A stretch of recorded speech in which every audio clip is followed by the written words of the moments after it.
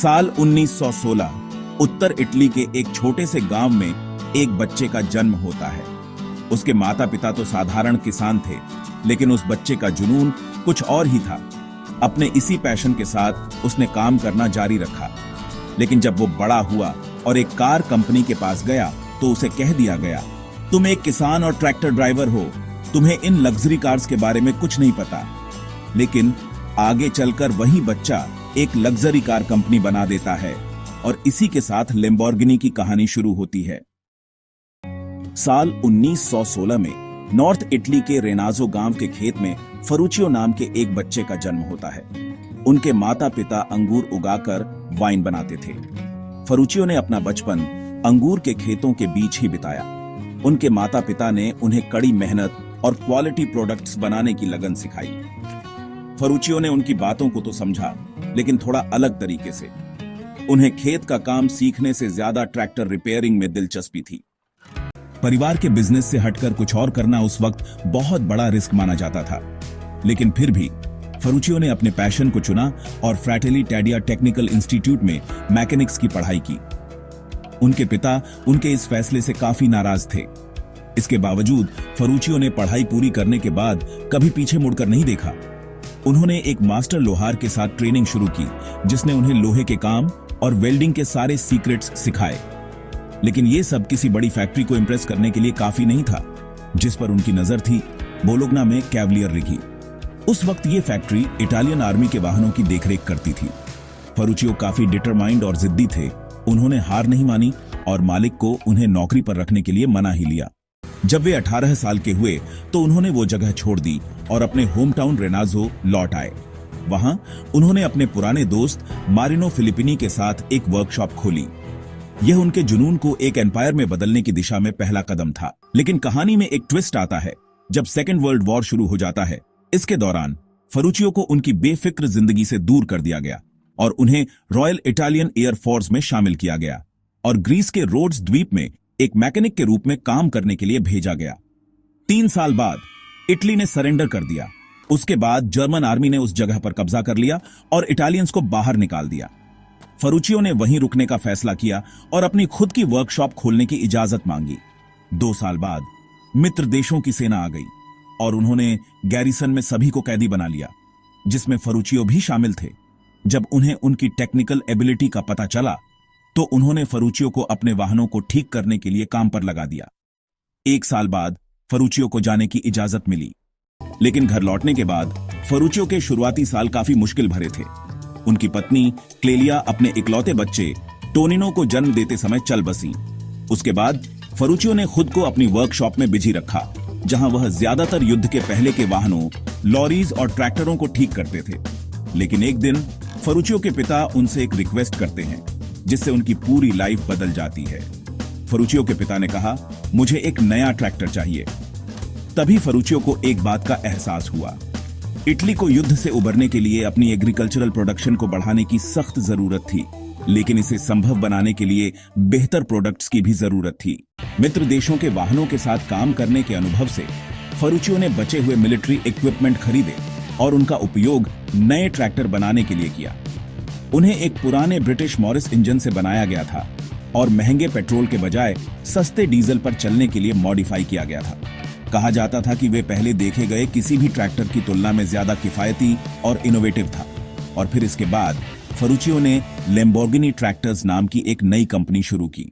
हालांकि उनके ट्रैक्टरों की काफी डिमांड थी, इसलिए फरूचियो को ज्यादा प्रोडक्शन के लिए ज्यादा पैसे की जरूरत थी।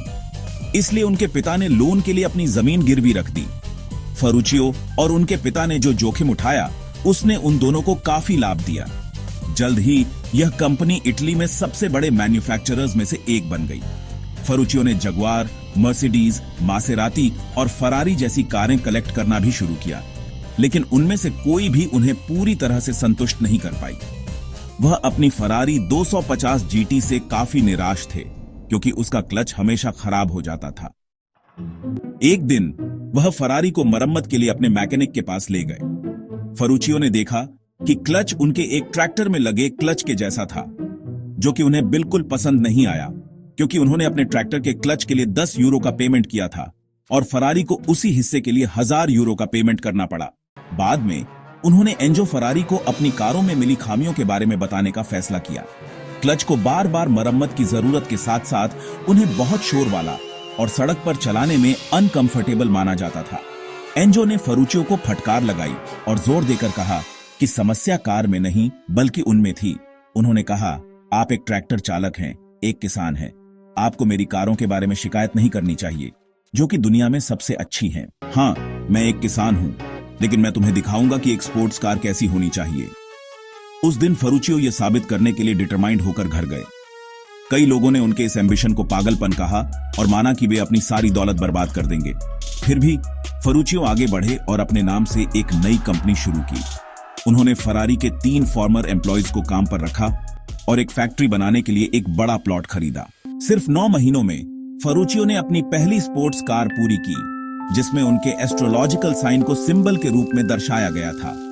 लैम्बोर्गिनी 350 GT इसे एक टेक्निकल मास्टरपीस माना जाता था और इसमें V12 engine, 5 speed transmission, 4 wheel disc brakes और 4 व्हील इंडिपेंडेंट सस्पेंशन शामिल था। इसे पहली बार ट्यूरिन मोटर शो में अनवील किया गया था और ग्राहकों द्वारा इसकी काफी तारीफ की गई थी। फरूचियो ने एंजो और अपने डाउटर्स को साबित कर दिया कि वह सिर्फ एक किसान ही नहीं, बल्कि एक मैकेनिकल जीनियस भी थे जो बेहतर कारें बनाने में सक्षम थे। यह एक सोफिस्टिकेटेड कार थी और इसे चलाना आसान था। अगले कुछ सालों में फरूचियो के ट्रैक्टर और स्पोर्ट्स कार का बिजनेस काफी बड़ा हो गया। जब भी नए मॉडल्स डिजाइन करने की बात आती थी, फरूचियो अपने इंजीनियरों को एक्सपेरिमेंट करने की पूरी फ्रीडम देते थे। उनके इस लीडरशिप स्टाइल की वजह से उनकी टीम ने 400 GT और एक प्राइवेट प्रोजेक्ट म्यूरा P400 का निर्माण किया। इसे एक स्ट्रीट रेस कार के रूप में बनाया गया था और यह रियर मिड इंजन लेआउट के साथ बनाई गई इतिहास की पहली कार थी। वैसे इसे फरूचियो से गुप्त रखा गया था क्योंकि वह रेस कार बनाने के विचार के खिलाफ थे। कई साल पहले उन्होंने एक प्रतिष्ठित दौड़ में भाग लिया था और एक रेस्टोरेंट की दीवार से टकरा गए थे। जब फरूचियो को यह सब पता चला तो उन्होंने इस विचार को कैंसिल न करने का फैसला किया। यह उनके द्वारा लिए गए सबसे अच्छे फैसलों में से एक साबित हुआ।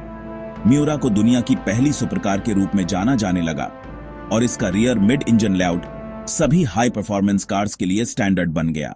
तब से लैम्बोर्गिनी ने अपनी सफल दौड़ जारी रखी और ज्यादा फेमस मॉडल पेश किए। एस्पाडा, इस्लेरो, जरामा, उराको और कुंटच कहा जाता था कि वे अन्य स्पोर्ट्स कारों से बेहतर थे क्योंकि उन्होंने किसी और के पार्ट्स का इस्तेमाल नहीं किया था। सब कुछ बहुत अच्छा चल रहा था, लेकिन कहानी में फिर से एक ट्विस्ट आता है। अनफॉर्चुनेटली बोलिविया को 5000 ट्रैक्टरों की सप्लाई की एक डील देश में रद्द कर दी गई। इस नुकसान ने फरूचियो को अपनी ट्रैक्टर कंपनी और अपनी ऑटोमोबिली लैम्बोर्गिनी शेयरों का 51% बेचने के लिए मजबूर कर दिया। बाद में ग्लोबल स्टॉक मार्केट में भारी गिरावट आई और ओपेक ने तेल प्रतिबंध शुरू कर दिया। इससे फ्यूल प्राइसेस बढ़ गई और ऑटोमोटिव इंडस्ट्री संकट में घिर गया। फरूचियो ने अपने व्यवसायों को जीवित रखने की पूरी कोशिश की और अपने बिना बिके हुए ट्रैक्टरों के लिए बायर्स खोजने में कामयाब रहे।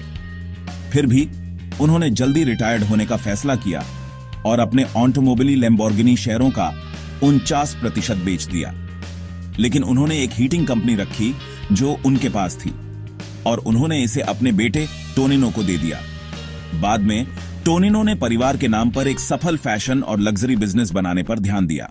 इस बीच ऑटोमोबिली लैम्बोर्गिनी के नए मालिकों ने अपने ब्रांड को पुनर्जीवित करने की कोशिश की, लेकिन असफल रहे। कुछ साल बाद इटालियन गवर्नमेंट ने इसे 2 फ्रेंच बिलियनियर्स को $3 मिलियन में बेच दिया।